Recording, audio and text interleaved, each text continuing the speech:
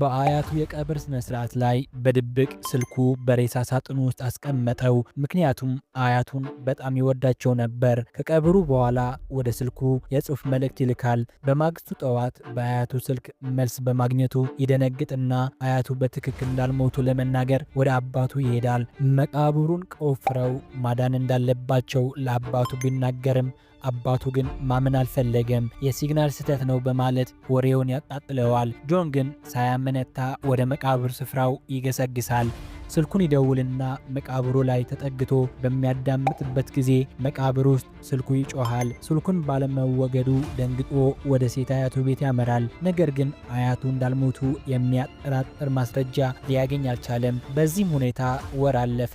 ከዕለታት በአንዱ ቀን ታዲያ ፓርቲው ላይ የትምህርት ቤታቸው ቆንጆዋ ሴት ለዳንስ በመጠየቁ ምክንያት ቅናት ያደረበት ጉልበተኛው ልጅ ያለ ርኅራኄ ደብድቦ መሬት ላይ አዘግዝቆት ይሄዳል። ጆን ፈርቶ ስለነበር ጉዳዩን ለማንም መናገር አልደፈረም። ሆኖም ወደ አያቱ ስልክ ደውሎ የደረሰበት ነገር ይናዘዛል። እንደናፈቀውም በመናገር ይተኛል። በማግስቱ ታዲያ ጉልበተኛው ልጅ ሞቷል የሚል ቴክስት ከጓደኞቹ ይገባለታል። የተገደለውም ልክ እንደ ጆን ተዘግዝቆ ነበር። ይህን ሲያይ ጆን ውስጡ ጥርጣሬ ያድርበታል። ሆኖም በመኝታ ቤቱ ሳለ ከአያቱ ስልክ ይደወልለታል።